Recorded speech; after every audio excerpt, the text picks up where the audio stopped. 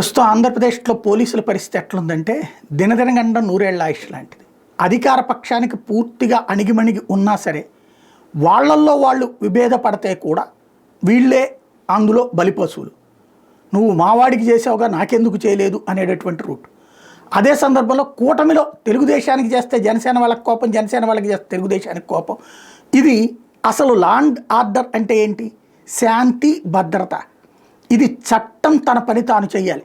చట్టం అధికారానికి చుట్టమవుతున్నటువంటి వేళ ఎదురవుతున్నటువంటి కష్టంతో వచ్చినటువంటి ప్రజాస్వామ్య నష్టం ఇప్పుడు పతాక స్థాయికి చేరుతుంది. ఇదంతా ఇప్పుడు ఎందుకు చెప్పాల్సి వస్తుందంటే, ఒక్క గుంటూరు పట్టాభిపురం పోలీస్ స్టేషన్లో 9 నెలల్లో 3 సీఐలు మారారు.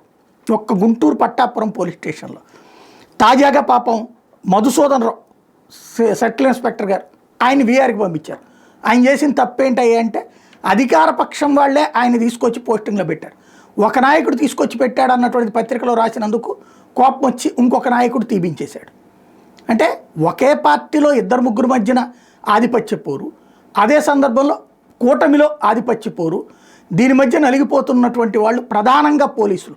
నా చెప్పు చేతల్లో ఉండి నేను ఎట్లా చెప్తే అట్లా కేసులు పెట్టగలిగే అధికారి కావాలన్నటువంటి ఉన్న వాళ్ళలో ప్రధాన ఆధిపత్యం కోరుతున్నటువంటి నాయకుడు వంతవుతుంది.